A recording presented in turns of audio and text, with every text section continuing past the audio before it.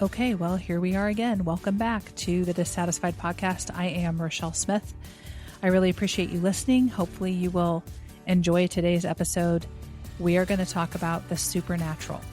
And that's always a fun subject to talk about because the reality is the Bible doesn't give us a whole lot of information about the supernatural. It just gives us a little bit. So it's fun to talk about. It's fun to share experiences that we have because I know for myself, I've had experiences that I would say are supernatural, and we're going to talk about some of those today. And I know some of you have probably had experiences like that, which I would love to hear about. So at the end of this episode, I'm going to leave my email, and I would love for anybody to email me any of your, supernatural experiences that you feel you've had. So listen at the end for my email. But as a Christian, as a believer, and I know many of you listening are Christians, we believe in a supernatural God who does supernatural things. And when we read the Bible, that's what we see all throughout the Bible are these mind-blowing, miraculous, amazing, supernatural events. You've got God speaking from the burning bush, right, that didn't burn up. You have the plagues in Egypt. That whole story of God delivering the Israelites from Egypt is just crazy. So you have the parting of the Red Sea in that story. You have the pillar of cloud and fire that went before the Israelites while they were in the desert. You've got a donkey who spoke. You have Joshua who commanded the sun and the moon to stand still, and they did. Was it Joshua? I think it was Joshua. And that's just a tiny bit of some of the stuff that happened in the Old Testament. And then you have in the New Testament, of course, Jesus, who performed 37 documented miracles. But then in John 21:25, it says, Jesus did many other things. If they were all written down, I suppose the whole world could not contain the books that would be written. And I think, okay, well, that's just a clue that we're only getting a tiny bit of what Jesus actually did when he was on the earth. And then, of course, the greatest miracle and supernatural thing was his resurrection. You have angels appearing to people. You have the supernatural tearing of the temple veil when Jesus died.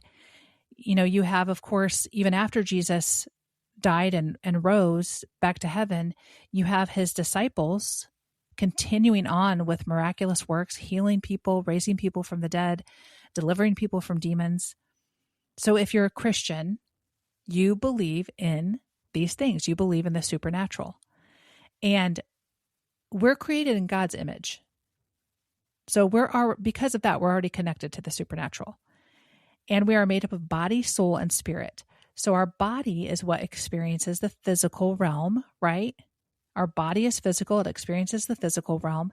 And then our soul is made up of our mind, will, and emotions, which I believe those are the things that are gateways to experience the supernatural in the physical, for it to manifest in the physical sometimes, if that makes sense. Hopefully it does.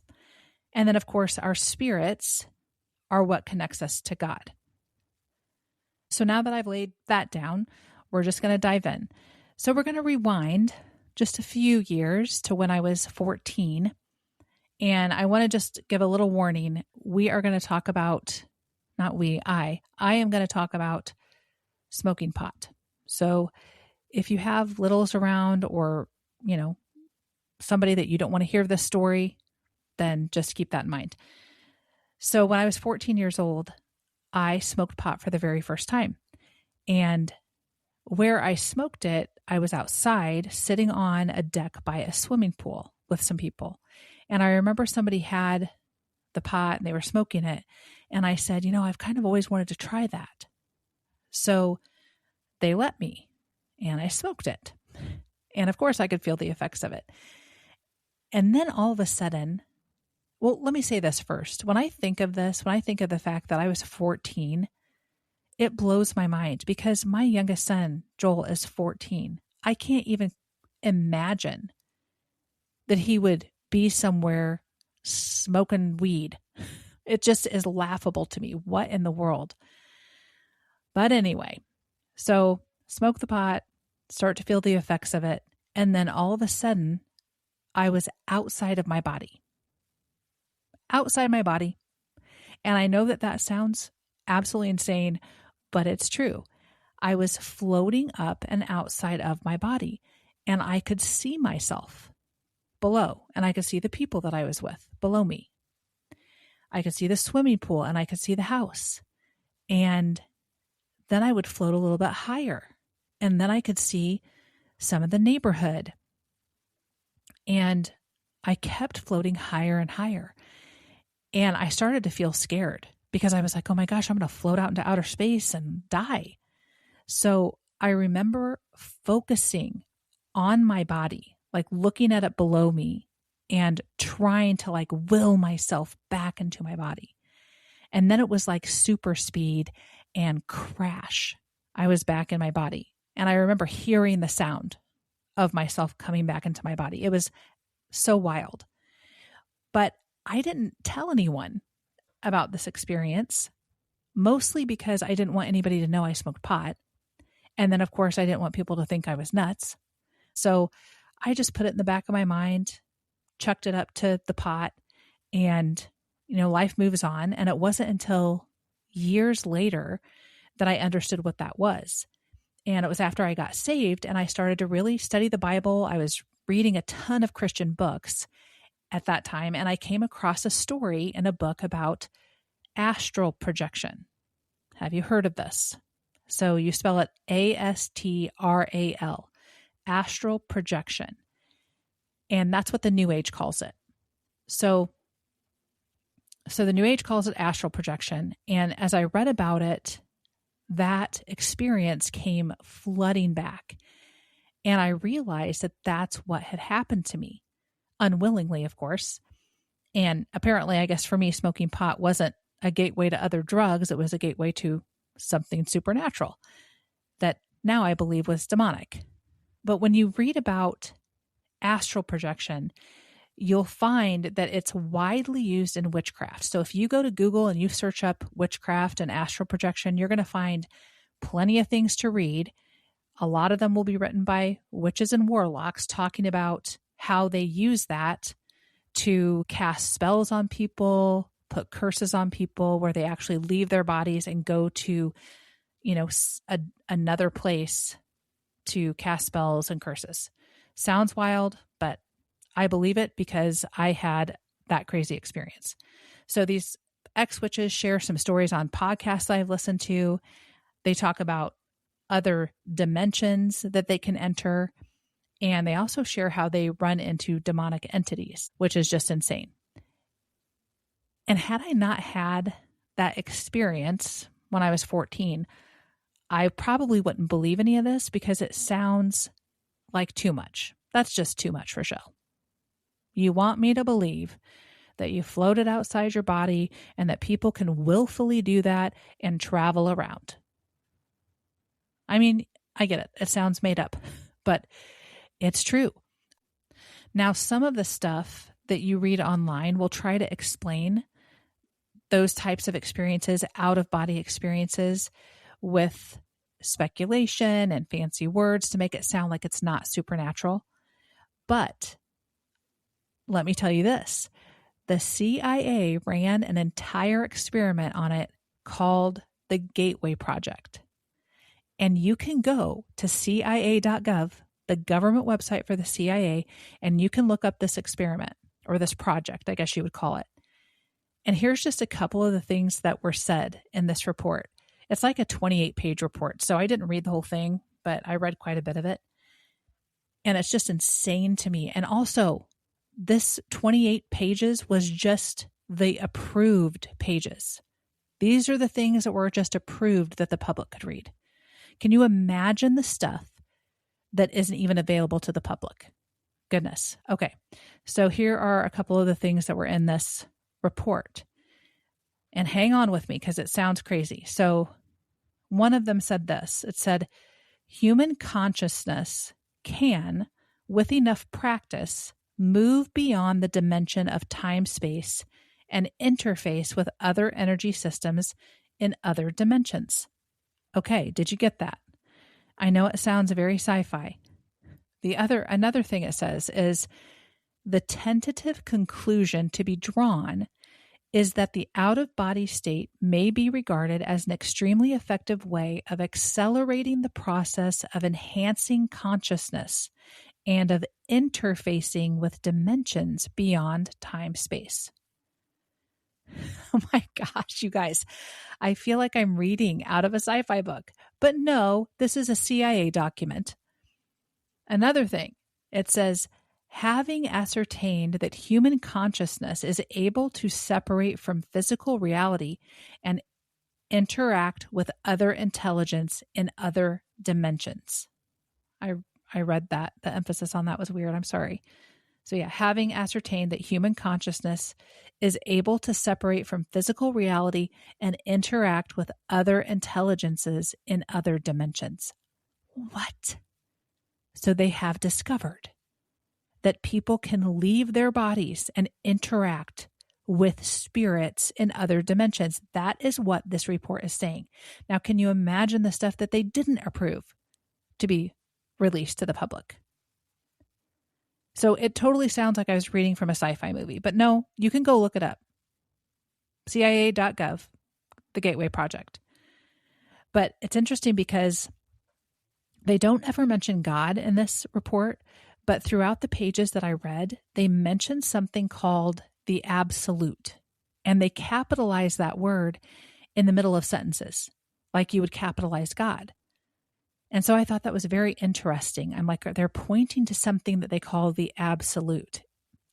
They're not saying it's God, but they know it's something that has absolute control. So are out-of-body experiences biblical? That's the next question. Well, the Bible talks about the spiritual realm, which is another word for dimension. And there's also a verse that might point to an out-of-body experience, and it's in 2 Corinthians, where Paul is telling the story of when he was caught up to the third heaven. And he says, whether it was in the body or out of the body, I do not know. And I thought, well, maybe that's a clue that Paul might have had an out-of-body experience, possibly. So I do believe that out-of-body experiences can be from God.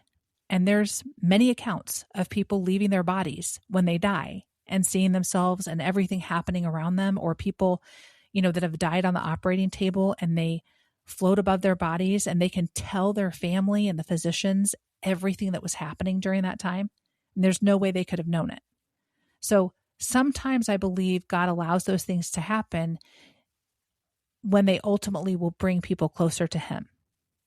But the enemy also has a purpose in those things because he's a counterfeiter. He counterfeits everything that belongs to God. So with my experience with the smoking pot and going out of my body, I believe it was demonic. That smoking pot actually opened a door for that to happen, and the enemy was trying to use it to pull me away from God. So, okay, moving on. I want to tell you about something else that seems like it could be just a coincidence, but I believe it was supernatural. And it's just crazy how often we will call things coincidence when it's actually God speaking to us. We tend to just brush a lot of things off when it's like, no, God is trying to get your attention. So a few years after my dad died, I had something pretty cool happen. I was with my boyfriend at the time, and we lived out in my house in the country. And we decided we were going to drive into Jacksonville to get some food because we were hungry. It was dinner time. We didn't want to cook anything. So he wanted McDonald's. I wanted Taco Bell, which was crazy because I never wanted Taco Bell. So anyway, he was driving and we went through Taco Bell first. So we pay at the window with cash. That was back in the day where you just had cash. So we give them the cash. They give us the change. And he handed it to me to hold because we were then going to drive through McDonald's. So we pull up to the window at McDonald's and I go to hand him the cash, right, which was the change that we'd received from Taco Bell. And it was like a movie. And as I'm handing him the cash, it's like the street light shined on this dollar bill and I saw something written on it. So I took it, handed him the rest of the cash, but I took this dollar bill and I look at it. And I was thinking, what in the world? And I said, this is my dad's writing. He was like, what? What are you talking about? And I said, this is my dad's writing on this dollar bill. And he didn't believe me, but on the bill it said, Happy Birthday, Narn, 1986, I believe. I'd have to get out of my drawer. It's either 1986 or 1987. So Happy Birthday, Narn, and then the year. And it was my Aunt Narlene. How many people do you know named Narn, right? But he still didn't believe me. And I said, okay, well, when we get back to the house, I'm going to show this to Rich, my brother. He was there at the time. And I'm not even going to say anything. And I'm going to ask him whose writing that is. And remember, this is back in the day when that's what we did. We wrote things. We didn't text each other. We wrote notes to each other. And you would get to know your family and friends' writing because we would write everything. Like my dad and mom would leave us notes. We would leave them notes. So we knew their writing. So we get back to our house. I put the dollar bill down in front of Rich and I said, whose writing is that? And he said, Dad's. Where did you get this? So I have that dollar bill laminated, and come to find out, a few years after my dad died, my aunt decided to spend it because she was kind of ticked at him. She said, I was just mad at him and I didn't even want to look at that anymore. So she went and she spent it. And I looked up what the statistics would be on something like that happening.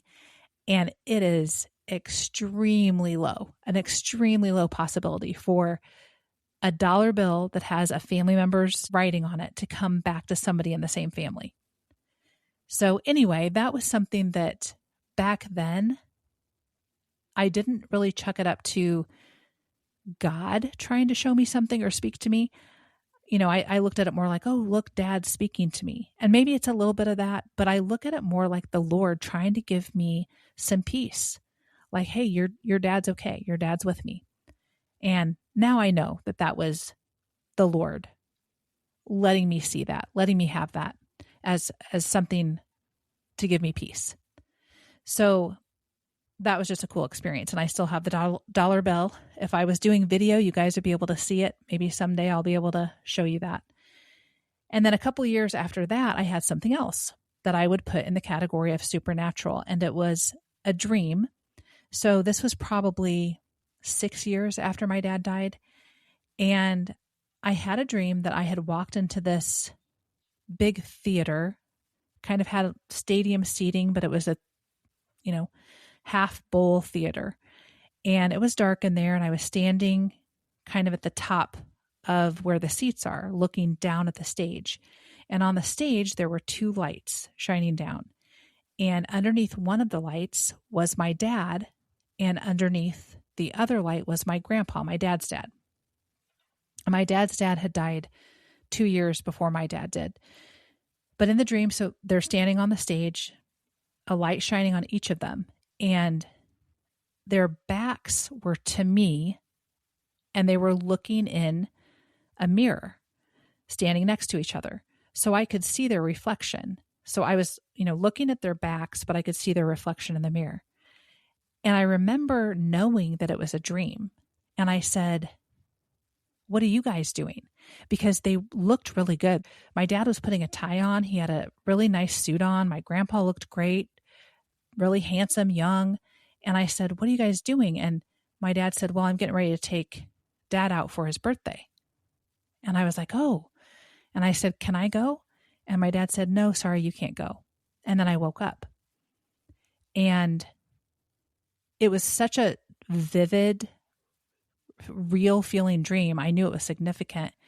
And so that next day, I called my mom and I said, hey, do you remember when Grandpa Brennan's birthday was? And she said, let me think. She goes, actually, it's today. I mean, come on. Can you imagine how that made me feel? Like, how cool is that?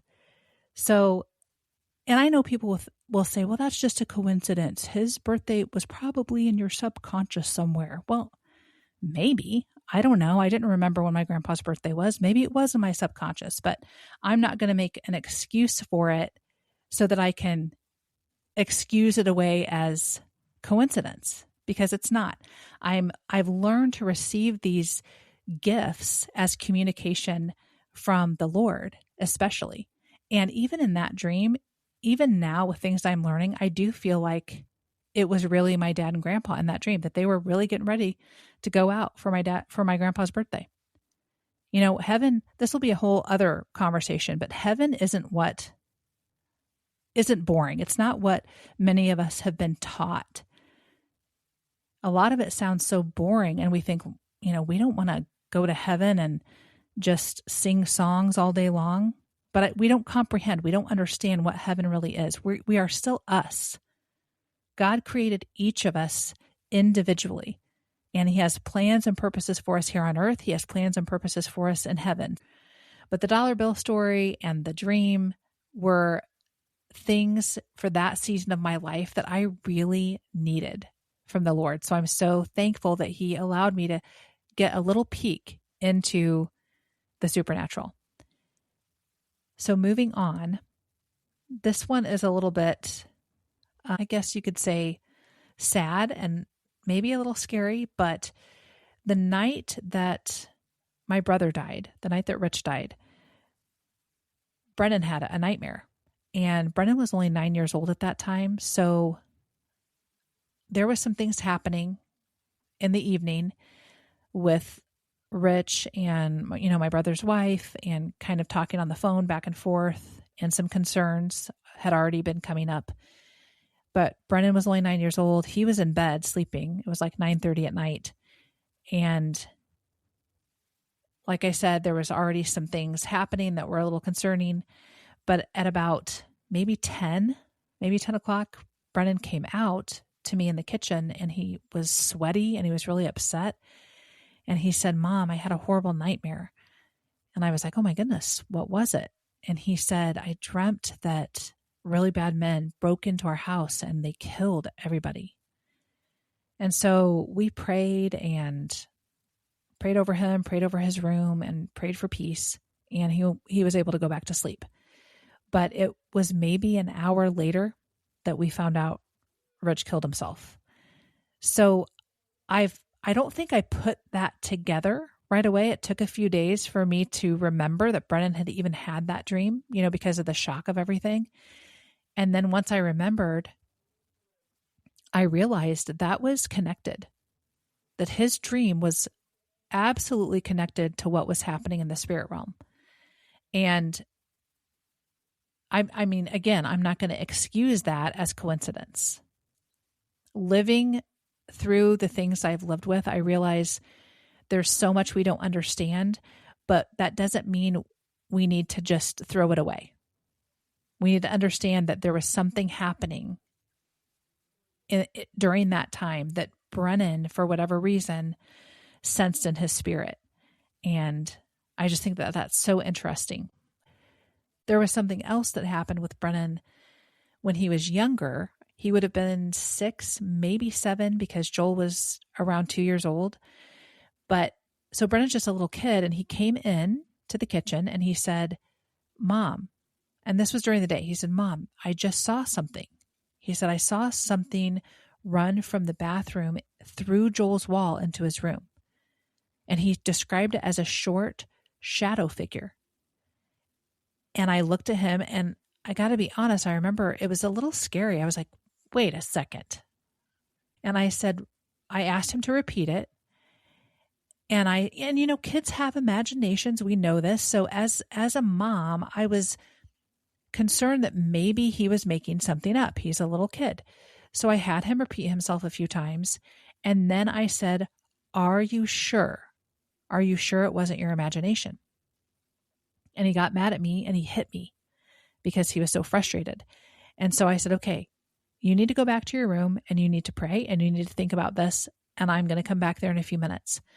So after a few minutes, I went back to his room and I had him tell me again. And I said, "Okay, I believe you. I believe you." His story didn't change, and he was very adamant about it and so upset that I seemed like I didn't believe him. So I told him, "I do believe you." Well, guess who woke up sick that night? And Joel was still in a crib. He woke up, had puked, and he was sick with a fever. And that's where Brennan saw this thing run to. He saw it run through the wall into Joel's room. And again, that is not a coincidence.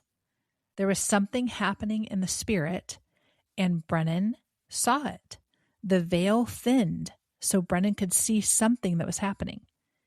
So we talk about that sometimes, how crazy that is. Brennan was actually very sensitive to spiritual things when he was younger. He still is.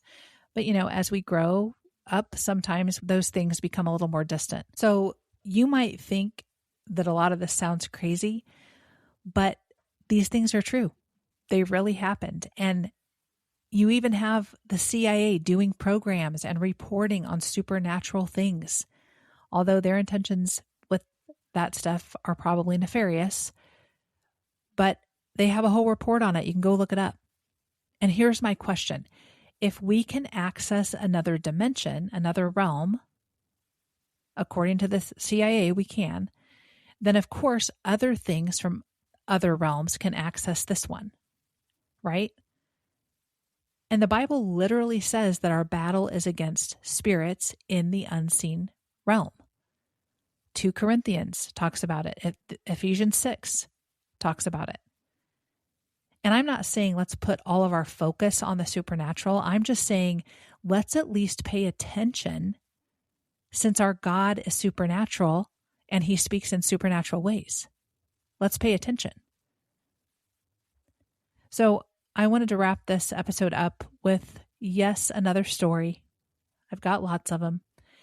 A few weeks ago, I was taking a walk and I was thinking through a lot of the crazy stuff that's happened to me and my family the last couple of years, just talking to God about it, praying about it.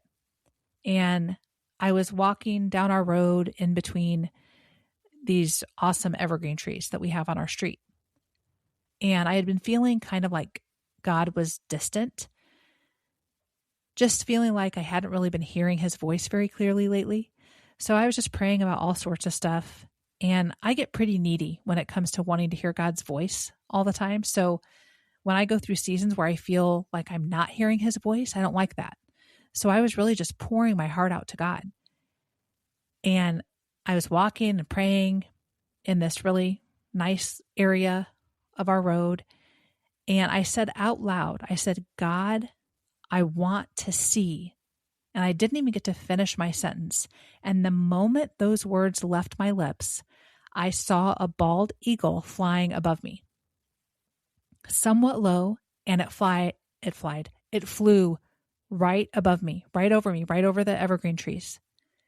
And I couldn't get my phone out quick enough to try to get a good picture, but I did get a picture, but it was further away by the time I took it. But you can still tell it's a bald eagle.